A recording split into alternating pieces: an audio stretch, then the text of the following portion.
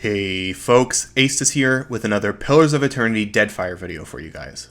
I've been making Deadfire videos recently because the next title in the IP, Avowed, is due to release soon.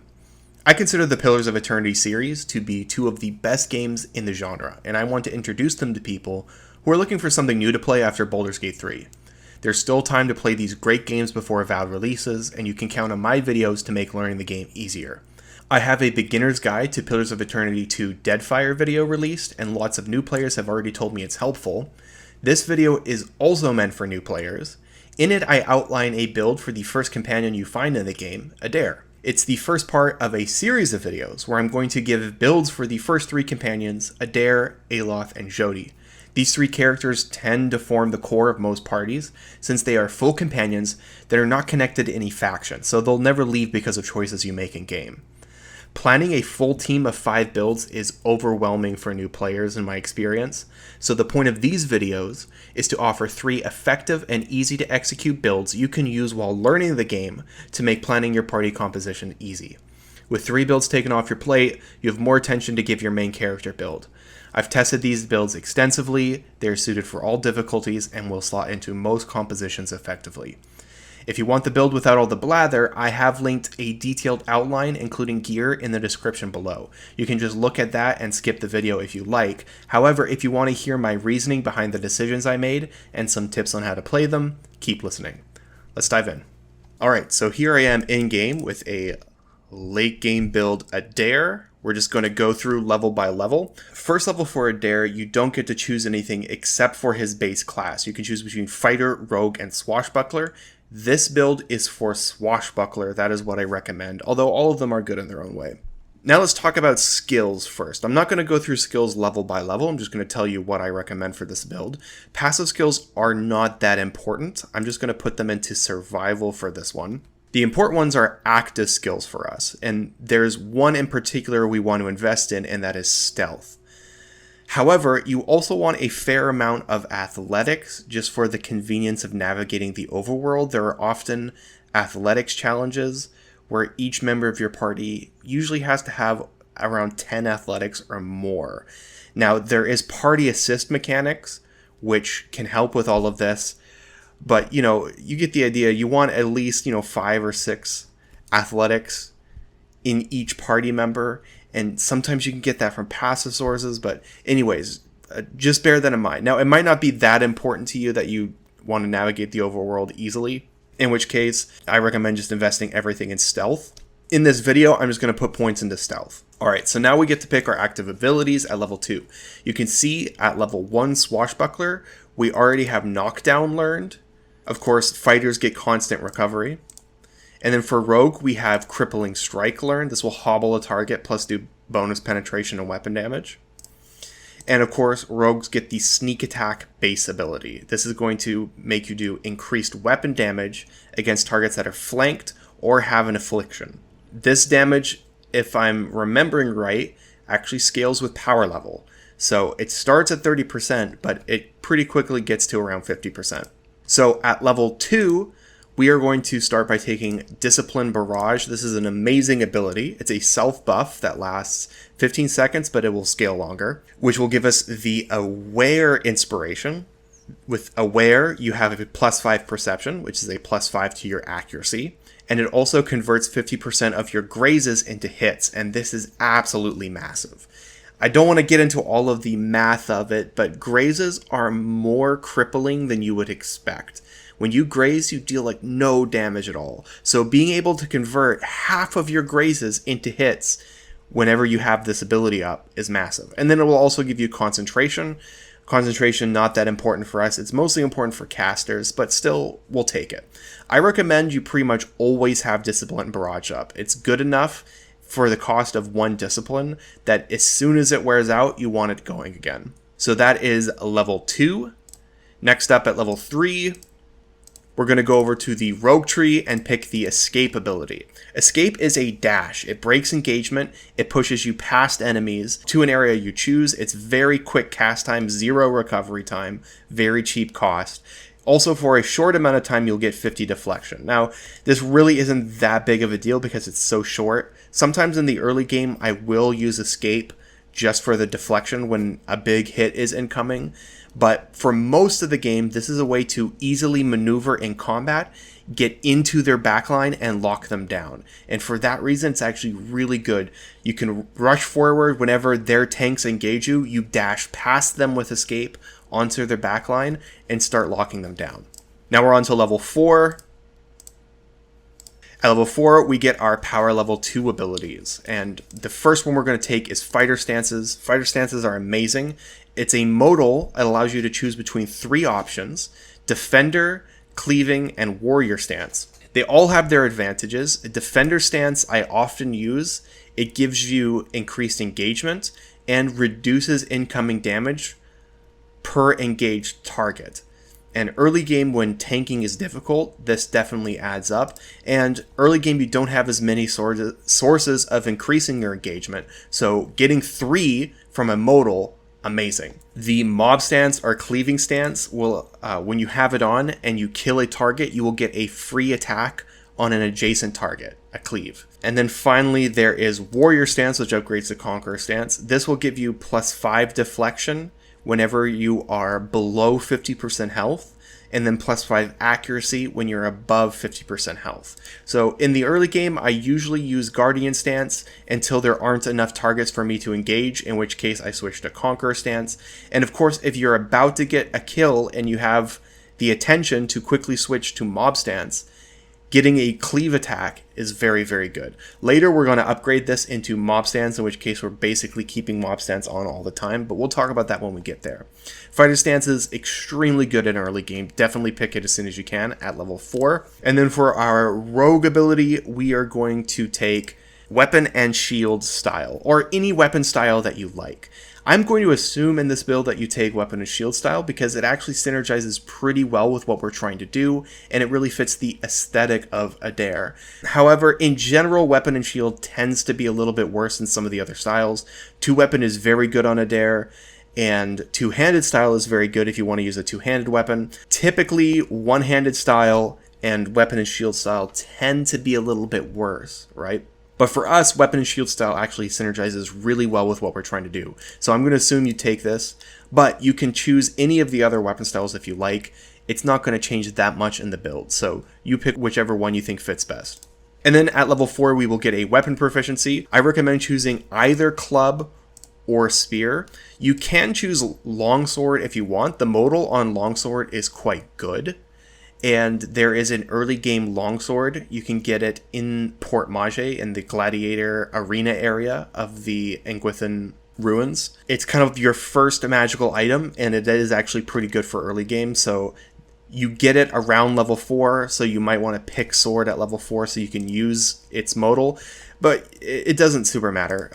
The important proficiencies for this build are going to be spear, club, and then maybe large shield. So I'm going to recommend picking spear at this level.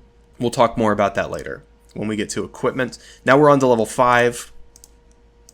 At level 5, I recommend taking Confident Aim. This is a passive which on all weapon attacks with weapons we're proficient in, 30% of our grazes will be converted to hits. We already talked about the 50% we get from Aware in Discipline Barrage. The extra 30% on top of it doesn't actually stack to 80%. It stacks to 65% because it's 30% of the remaining 50%. You get the idea. Anyways, it stacking poorly is kind of a bummer, but 15% grazes to hits is still good. And 65% total on all weapon attacks we make with weapons we're proficient in, amazing. So Confident Aim at level 5. Now we're on to level 6. At level 6, we are going to go over to the Rogue tree and pick this ability, Dirty Fighting. This will convert 10% of our hits into crits. Excellent. Crits tend to be overrated in this game. There are some specific crit builds, and it can be really strong on those builds, but this isn't really one of them. Crits do increase your damage. The big thing they give you is extra penetration, which is kind of situationally good. But still, converting 10% of hits to crits is on all of our weapon attacks is something that's going to add up a lot in the game, because we're going to be making a lot of hits. And so 10% of those are going to become crits, and that's a lot of extra damage, and it adds up. Now we are on to level 7. Level 7 is when we unlock power level 3 abilities. So for the fighter side, we're going to take Discipline Strikes. This is the upgrade of Discipline Barrage, and it will change the Aware Inspiration into the Intuitive Inspiration.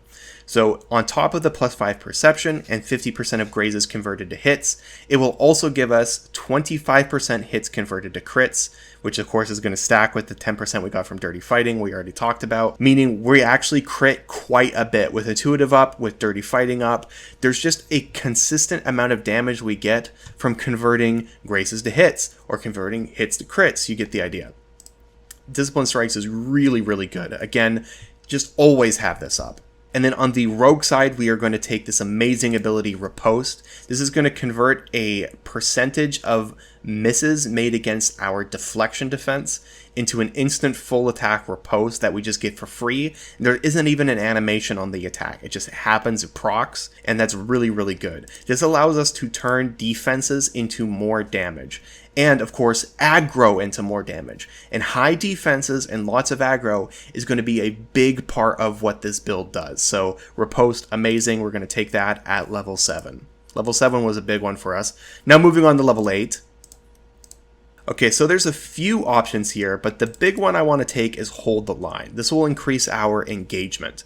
If you don't know, engagement, when you engage a target, there'll be like a little arrow in between you and them.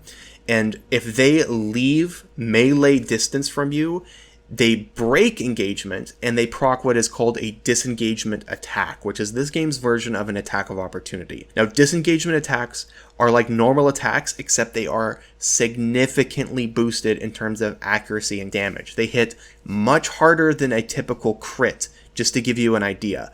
So more engagement not only means more battlefield control because we're locking enemies down and making it unlikely that they will move past us, but even if they do move past us, and if we can force them to move past us and proc disengagement attacks, it just means more attacks and more damage. Stacking engagement is going to be a big part of this build, which we'll talk about in a bit. So I always take Hold the Line at level 8.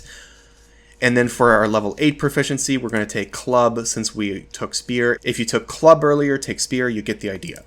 Now, level 9.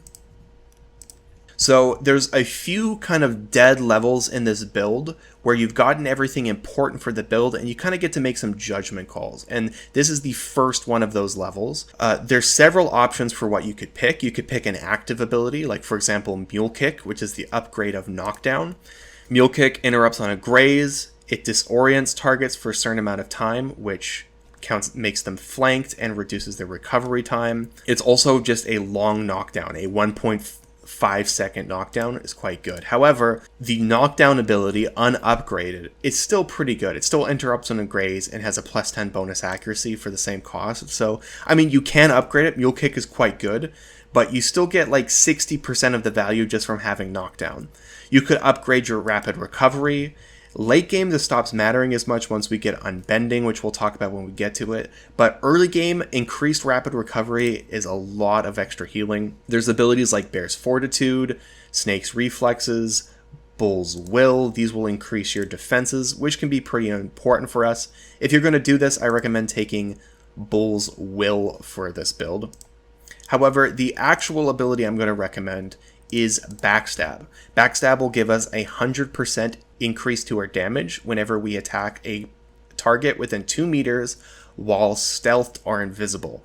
Now, there are entire builds around proccing this, and this build isn't one of them. We actually don't want to be invisible because we want to get aggro to proc riposte. We'll talk about all that once we kind of have the completed build. However, we are investing into stealth because of the way it scales with one of the weapons we're going to be using in this build. So if we have stealth anyways, you might as well go Backstab. So for the first part of a fight, you can open up a fight with a big damage hit. So, you know, that's up to you. But yeah, I recommend taking Backstab here. You can take something else if you prefer it. All right, moving on to level 10. Level 10, we unlock our power level 4 abilities. On the fighter side of things, I recommend taking Vigorous Defense. For a cost of 2 discipline for 15 seconds, we are going to have +20 to all of our defenses and concentration. This is actually quite good for us, especially the plus 20 to our deflection defense, because it means we're going to make more attacks miss us, which means more riposte attacks. Awesome. So again, just like Discipline Strikes, it's nice to have Vigorous Defense up pretty much all the time on this build, and it's going to become easier later when we upgrade it to Refreshing Defense, but we'll talk about that when we get there. Then on the rogue side of things, we're going to take one of the most important abilities in this build, which is Persistent Distraction. With Persistent Distraction, we're going to get +1 to our engagement. Awesome. We've already talked about that with Hold the Line. But it also makes it so every target that we engage is then distracted. Distracted is the Tier 1 Perception Affliction. It reduces enemy perception by 5, which reduces their accuracy by 5, meaning they're more likely to miss us, meaning we're more likely to riposte. You get the idea. However, it also makes the target flanked, and flanked is a pretty debilitating condition. A flanked target has a -10 to their defense, to their deflection defense, and a -1 from their armor, and both of those are really good. Our attacks will just hit harder against flanked targets, and now every enemy we engaged is automatically flanked and distracted just because we engaged them. And there's no missing this attack. It's not an attack. Just as soon as we engage them, they counted as distracted, which means they're counted as flanked. It just happens 100% of the time, and that is huge, especially for how much engagement we've stacked up in this build. We're getting it from our shield, we're getting it from the spear modal, we're getting it from Hold the Line, from Persistent Distraction, and there's going to be other places in our equipment as well. You can reliably have 4 or 5 plus engagement, and you're distracting all of those enemies. So you've now turned your engagement into a debuff, and it is incredible. So yeah, we're taking Persistent Distraction as soon as we can get it, which is level 10 for this build. Now moving on to level 11. This is another judgment call level. You can kind of take whatever you want. There's lots of good options here, but I'm just going to recommend taking Weapon Specialization. This increases the damage by 10% for the weapons you are proficient in. It's not a massive damage boost, but it adds up when you're making lots of weapon attacks, which we are. So we'll take that at this level. Level 12 now.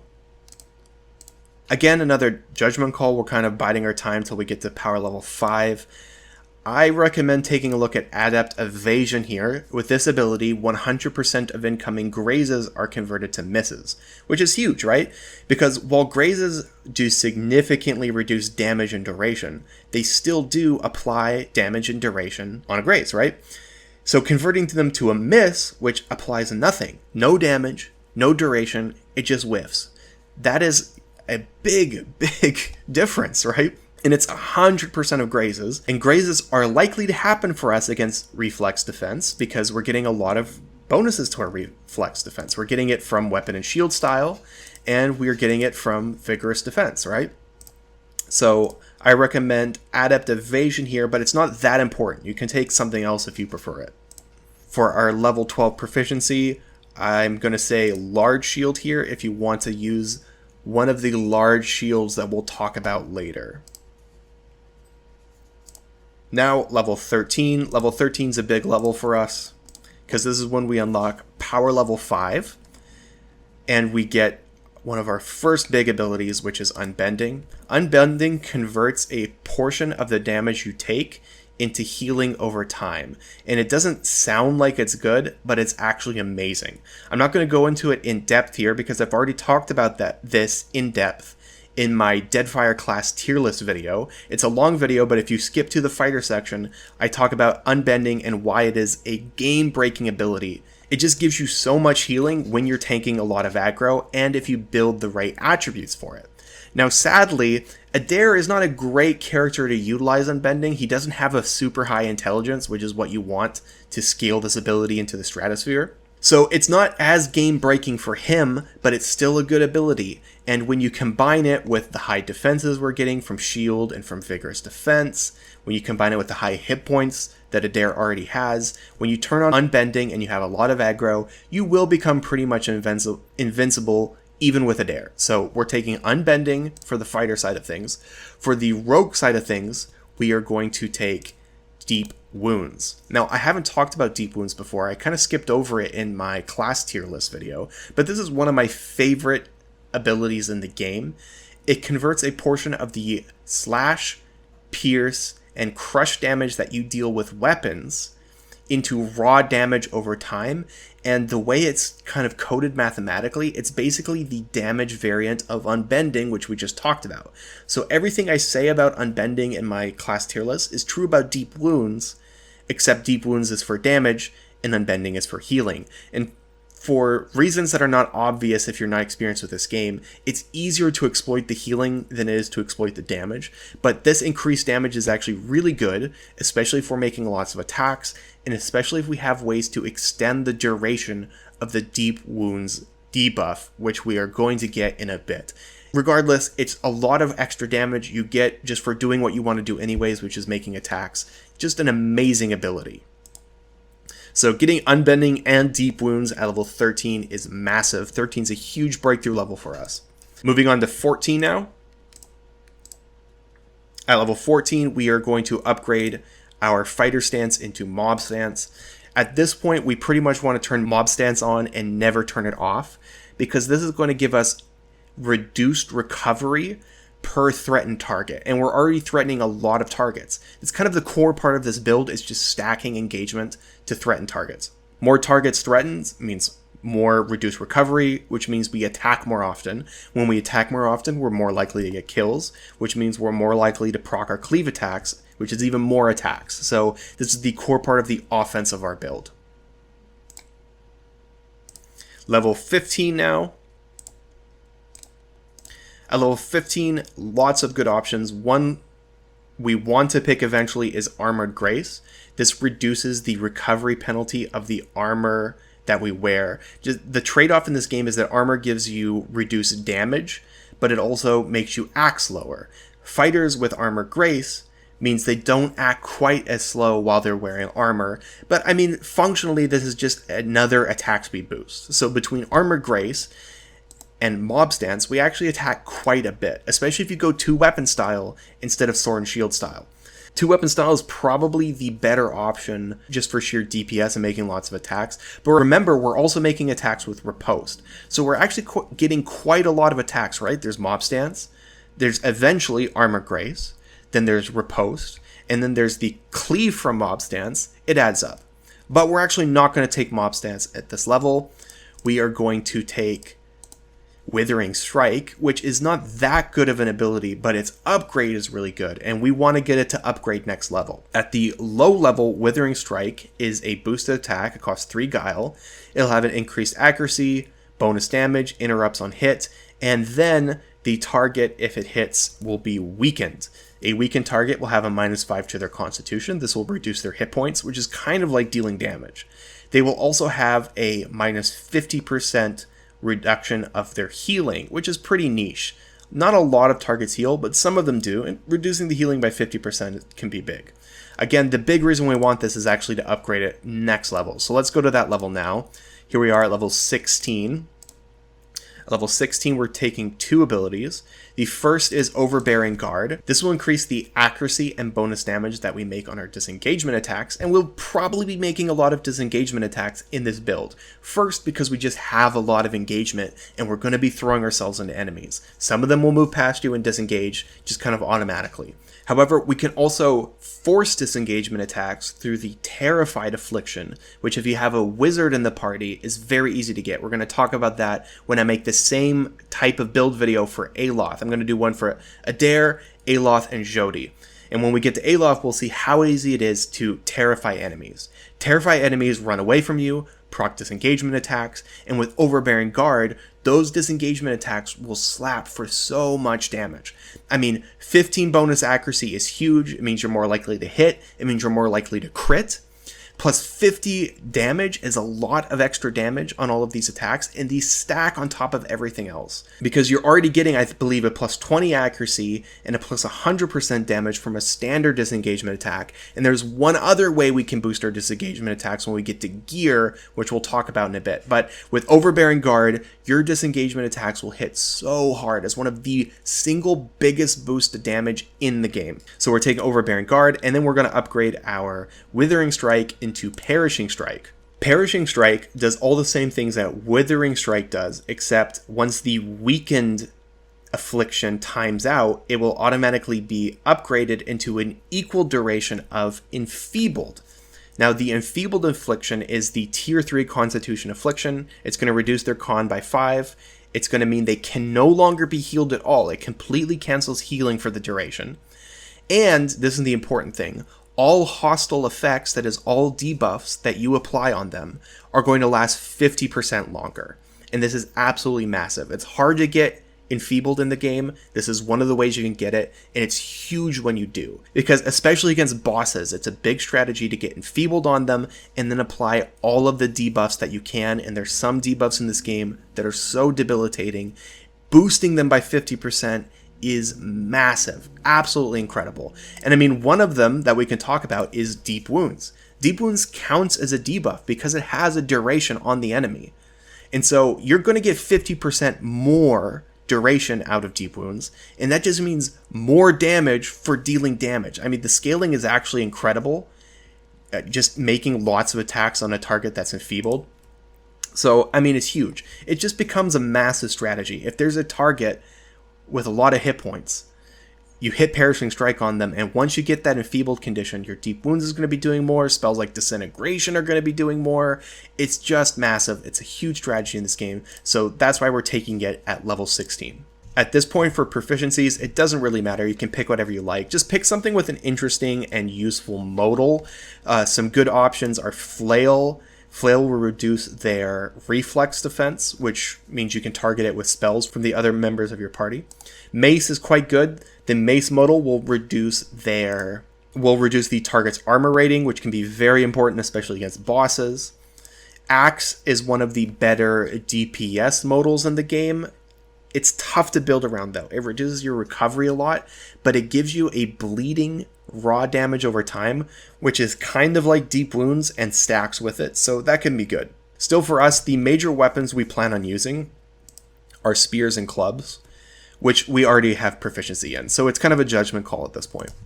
Okay, moving on to level 17 now. We're nearing the end of this build. At 17, you can either take Armored Grace or Refreshing Defense. We talked about Armored Grace, but Refreshing Defense gives you more duration on your Vigorous Defense whenever you take damage, which for us is a lot because we want to take a lot of aggro. Level 18 now.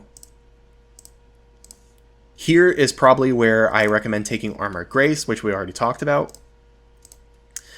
Level 19. Level 19 is where we unlock our power level 7 abilities, and there's some huge ones that we want. The first is the upgrade for Unbending into Unbending Trunk. This is just the same as Unbending, but it increases the healing, making us even more invincible. It's huge. Definitely take it at this level. For the rogue side of things, we are going to take Death Blows. This increases our sneak attack whenever the target has 2 conditions proccing sneak attack. Right? So if we go back to sneak attack, it is procced whenever you attack a target that is flanked or has an affliction. Now remember, we have persistent distraction, which gives them the distracted affliction whenever we engage a target. So that's proccing sneak attack. And then when you're distracted, you're also flanked. Now that's 2 conditions, and that will proc Death Blows for us. So between sneak attack and Death Blows, we just get a ton of extra damage on our weapon attacks, and it adds up. Okay, and then for level 20, I did not realize that this wasn't a level 20 save. I thought Eder was at level 20 when I respect him, but he's not. He's level 19, but that's okay. At level 20, you get to pick one last ability from the tier 7 or lower. Really, this is another judgment call. It's up to you. There's several decent options.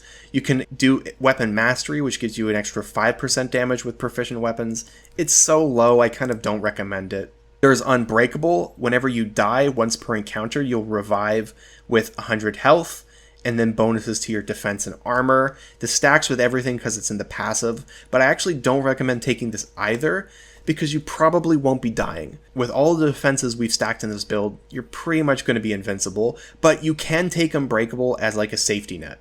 On the rogue side of things, you could take an active ability like Coordinated Positioning. With this, you can swap places with an ally, or if you make an attack roll against reflex, you can swap places with an enemy. It's 1 guile, so very cheap, and there's some cheesy things you can do where you swap places with a wizard and now they're right in the middle of your team and you can just beat them down. However, I find while it feels cool, I end up not using this really. If I want to position in combat, I'm just going to use escape. It's a better ability for that. So at the end, I kind of recommend you just take whatever cool passive you want. You can do Reaping the Whirlwind for more discipline. You can do Spell Resistance to make certain spells just miss you, 10% of them in fact. Uncanny Luck is a good option. It gives you more hit to crit and also 5% resistance. The way resistance works is it basically takes any attack that either grazes, hits, or crits and turns it into a miss. You could go Superior Deflection as well. This will give you more deflection, meaning more riposte attacks. It's up to you. You do whatever you like at this level. It's not that important. All of the major abilities we've got, which means now you can have the full ability part of the build. Now we're going to talk about gear, but I want to go into gear with an idea of how this build functions. Pretty much we've built around stacking up engagement and abilities which scale with our engagement. So you're going to dash into enemies with escape. Let's say these 3 are enemies.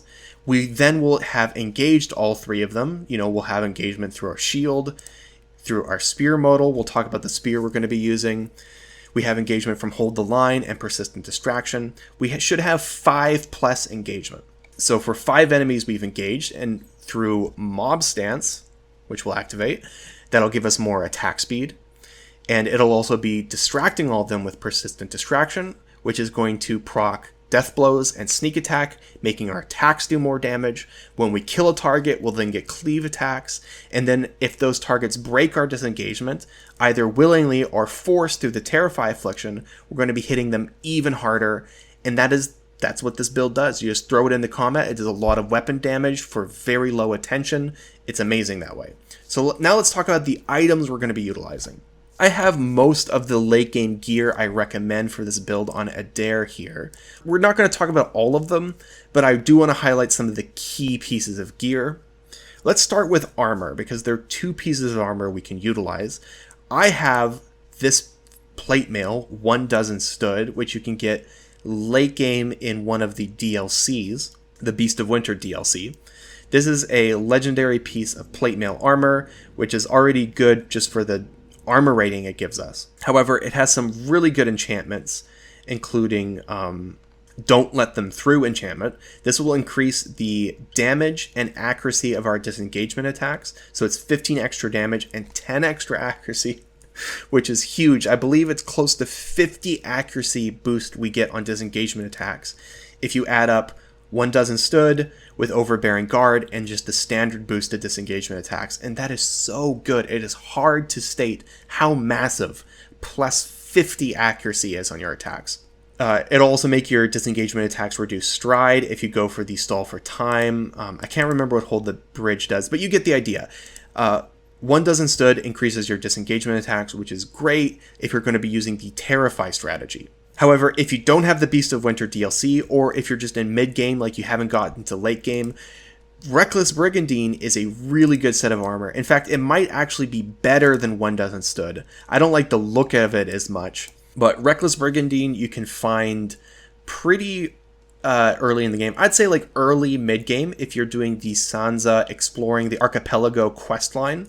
You can find Sansa in Queen's Birth. There's an area called Sansa's Map Emporium, and he'll give you quests to explore uncharted islands in the archipelago. On one of those islands, you'll find Reckless Brigandine. Reckless Brigandine will give you increased engagement, which is great for us, and it will also give you Go Not Quietly. This will give you more action speed per engaged target, just like Mob Stance, and it stacks with Mob Stance. So if we engage 5 targets with Mob Stance and Go Not Quietly, we have 2 independent sources of minus 25 to our attack speed, and that's a lot. I mean, really, it's a lot. It adds up. And with Armored Grace as well, you actually end up attacking pretty fast, even though you're a frontline fighter wearing a lot of armor. So Reckless Brigandine is probably the best set of armor. 1 dozen stood is also good, and I kind of like the look of it. It goes much better with the headgear I recommend you using for this build. which is Theos' headdress. Now this is difficult to get. You can only get this from Eder if you made the right choices in Pillars of Eternity 1, or if you selected the right choices in your history. Basically, you want Eder to take over Theos as the leader of the Leaden Key at the end of Pillars of Eternity 1, in which case he will take Theos' headdress, and he will have it on him when you recruit him on Port Mage. Theos' headdress will give you +1 to your intellect, which is actually very important for us, because it scales Unbending, scales so well with intellect, Deep Wound scales really well with intellect, very important stat for us. And it will give us Conspirator, which will give us +5 accuracy and +5% damage to flank targets.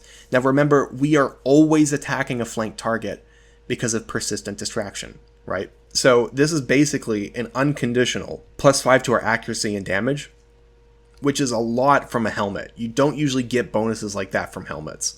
So Theos' headdress is the best, and the fact that it kind of matches in color with 1 Dozen Stood is the reason why I go 1 Dozen Stood late game. We could talk about cloaks. There's a lot of cloaks you could get, including just an improved deflection cloak. It'll add +7 to your deflection. More deflection means more repose, which is great for us. But if no one else in your party can use it, Ajumut's Stalking Cloak is a really good choice for this build. It gives you +1 to your perception and your stealth. Stealth is important for us because of Stalker's Patience, which we'll talk about in a bit. It also gives you boosted accuracy and damage on attacks which you make from stealth, and those attacks can stun a target. Now remember, because we've invested in stealth, we'll always open up a fight with a stealth attack. So that's 1 initial stun at the beginning of a fight.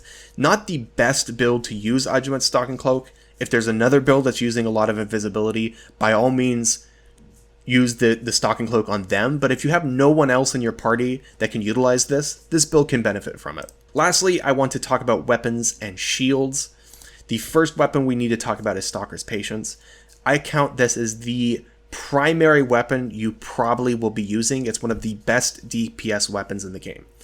So first off, it's a spear, and this spear modal will decrease our stride, which is movement speed in this game, but give us +1 engagement, right? We want more engagement for all the reasons we've been talking about, so we already kind of want to be using spears for the modal. The minus to stride does not matter, because we can just dash around combat with escape, which is an instant teleport kind of move. So having reduced movement speed doesn't matter when you're teleporting, right? If we go back to Stalker's Patience now, like we said, it's a spear, and that's great, and it's an amazing spear. There's a ton of really overloaded DPS abilities on this weapon. The first is ambushing. This will give us +10% damage to flank targets. Remember, we're always attacking flank targets through persistent distraction. So this is basically a flat +10% bonus on top of whatever your legendary or mythic status damage bonus is. However, this percent damage increase is going to scale with your stealth skill.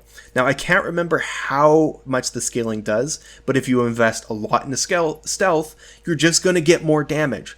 At this point, we're dealing so much added damage on our attacks through sneak attack, through death blows, through 5% from Theos' headdress, an extra at minimum 10% from ambushing, and that's going to be even more with your stealth skill. It's just so much damage. You will find your attacks just slap for so much. However, the big thing that you get from Stalker's Patience is Mercy Strike. Now, this is an upgrade that you have to choose, but I recommend picking it. Mercy Strike gives you a 20% chance to recover immediately on scoring a crit. We're going to be critting often because we get so much boosted accuracy from our disengagement attacks. I mean, we have Intuitive up all the time, which is giving us 25% hit to crit, +5 accuracy. We have Dirty Fighting, which is another 10%-ish. We're just critting all the time. And on 20%, that is 1 in 5 of those crits, it's going to immediately proc a free attack. Basically what it does is it reduces all recovery, and you go instantly to the animation of the next attack, and that attack can crit, which can chain another one of these things, and it just ends up being a lot of boosted attack speed just for free. And by the way, this 20% is deceptive. I can't remember all the details, but if you really dive into the math, it turns out not being 20%. I believe it's closer to 33%. So 1 in every 3 crits is going to proc this recovering ability. And this is when our DPS really shoots through the roof. Finally, with Mortal Wounds, that's another upgrade down here. Hits with this weapon will cause 15% raw damage over time, which of course is going to stack with deep wounds. So in all of the attacks that we're doing, we're just getting raw damage on top of it. It's absolutely amazing. I cannot emphasize how much DPS you're getting from a tank build. It is incredible. So yeah, this is just your best DPS weapon in general is Stalker's Patience, and this is the reason we've been investing into stealth as our active skill, is so we can just get more damage out of Stalker's Patience. However, the big weakness of Stalker's Patience is it does one damage type, and that is Pierce. And there are lots of enemies in this game that aren't just have a high armor rating against Pierce, they're just completely immune to Pierce damage. You will deal no damage against them. And that's a big problem. So we need a secondary weapon to vary our weapon type. And that's why we're going to take clubs and Kapana Tonga. Kapana Tonga, amazing weapon. You can loot this off of a pirate you can find in the kind of center southeast part of the map. This pirate will attack you, and when you kill him, you can loot Kapana Tonga off of his corpse. It is a club which actually deals the best of Crush or Slash. So you can see now we have Pierce from Stalker's Patience, and then both Crush and Slash on Kapana Tonga, we have all of the physical damage types covered between these two weapons. There's no enemy in the game that's going to be completely immune to our damage. Kapana Tonga will also do a percentage of your damage as raw damage, which of course stacks with deep wounds, so we're always getting a little bit of raw damage on this build, and then it gets lots of really great enchantments. One of those enchantments, Champion's Implement, will give us increased melee damage for each engaged target. Great for us because we're engaging a lot of targets, and it's going to give us +1 engagement. Now, Stalker's Patience also gives us +1 engagement through the modal. This one gets it through an enchantment. So we're always going to have, at minimum, 5 engagement, no matter what weapon we pick. Then there's also just some amazing enchantments we should talk about here. First is Lone Champion. With this ability, when you are far enough away from any allies, you're going to get +1 to your armor rating and +4 deflection, which is great for us because we do want to kind of be in the vanguard. We're going to dash ahead with Escape away from our allies to get Lone Champion. And then I don't have this enchantment yet in this save, but you also really want to take All Comers on this build. All Comers makes you immune to being flanked. You can no longer be flanked. And that's absolutely massive. Remember, a flank target gets a -10 to their deflection and a -1 to their armor rating. So you can think of this as giving you +10 to your deflection and +1 to your armor. That is a huge defensive boost. So Stalker's Patience is your kind of go-to DPS weapon. Kapana Tonga becomes your kind of utility weapon. It's still pretty good DPS, but it's also giving you more defenses, and you have the club modal.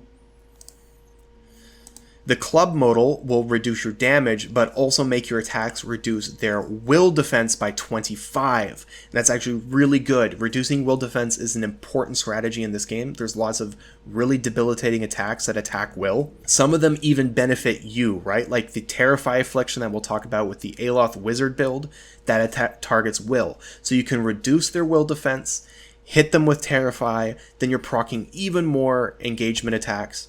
Amazing. So the way I play this build is I use Stalker's Patience as my bread and butter, and then I switch to Kapana Tonga when I want to either reduce their will defense or I want the defensive bonuses. And then finally, maybe we could talk about Strand of Favor. You get this automatically if you're progressing on the main quest line.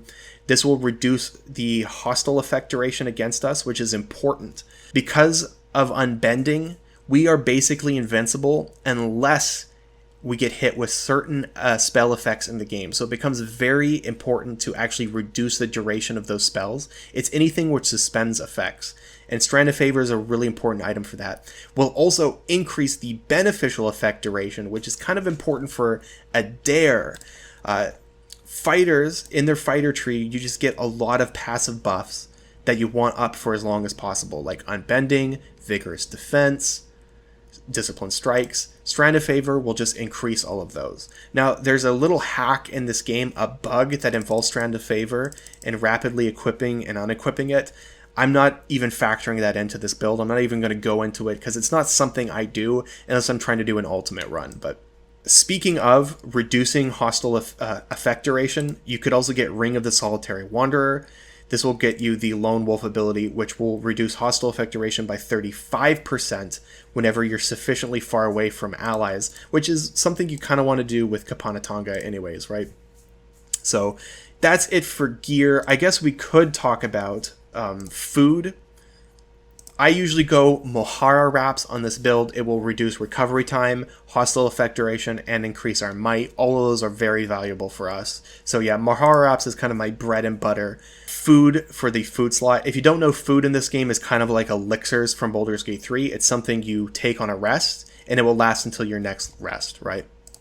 Shark Soup is also good because it makes you immune to Constitution Afflictions. Remember, Constitution Afflictions reduce your healing, and healing is very important for this build because of Unbending. So Shark Soup or Mohara Wraps are my go-to food. Alright, I think that is it for this build. Hopefully you get an idea of how it plays. I've made it to be very effective, but also very easy to use. You just dash into enemies, and then you can focus on other members of your party. Anyways, I'm going to do another one of these for Jody, a priest build, and for Aloth, a wizard build. So look forward to those. I hope you enjoyed this video. I will catch you next time.